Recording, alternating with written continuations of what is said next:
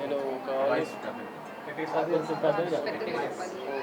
Hello నేను ఒక 15 years నుంచి ఈ ఫీల్డ్లో ఉన్నాను. అమ్మా చెప్పండి. సో మన orchid fertility centre, can I talk in English? Okay. So orchid fertility centre ఒక వరల్డ్ స్టాండర్డ్ ఐవీఎఫ్ సెంటర్ అండి. ఇక్కడ మనం ఇలా ఇంత పెద్ద సక్సెస్ రేట్ ఎలా వచ్చిందంటే మనకు ఎక్స్పర్టీస్, అడ్వాన్స్ ఎక్విప్మెంట్స్ ఉన్నాయి, లేసర్ ఉంది. తర్వాత మేము ఓన్లీ బ్లాస్టోసిస్ కల్చర్ చేస్తున్నాం డే 5కి.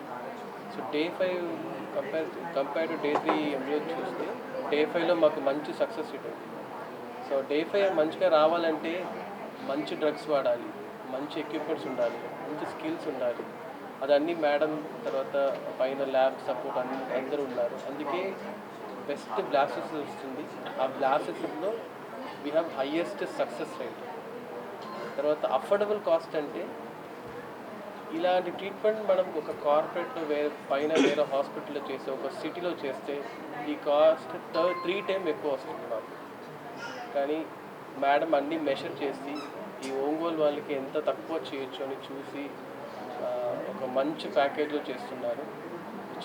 హైయెస్ట్ స్టాండర్డ్స్ చేస్తున్నారు.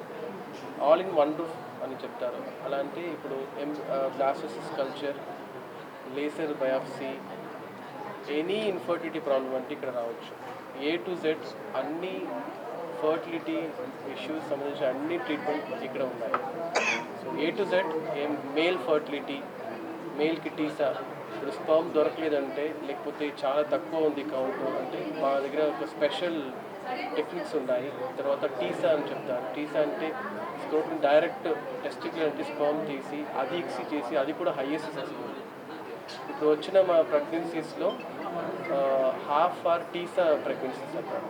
సో ఎజాక్యులేటెడ్ స్పర్మ్ రాలేదంటే మనం అలాంటి హైయెస్ట్ టీసాలు ఇస్తున్నాం. అది కూడా బ్లాస్టోసిస్ చేసి బయాప్సీ చేసి ఆ బయాప్సీలో ఇన్ కేస్ ఏమైనా క్రోమోసోమల్ అబ్నార్మల్ ఉందంటే అది కూడా మనం చూడొచ్చు. అలాంటి చాలా మంచి ల్యాబ్, తర్వాత ఎక్కువ ఎక్విప్మెంట్స్ ఉన్నాయి. Thank you.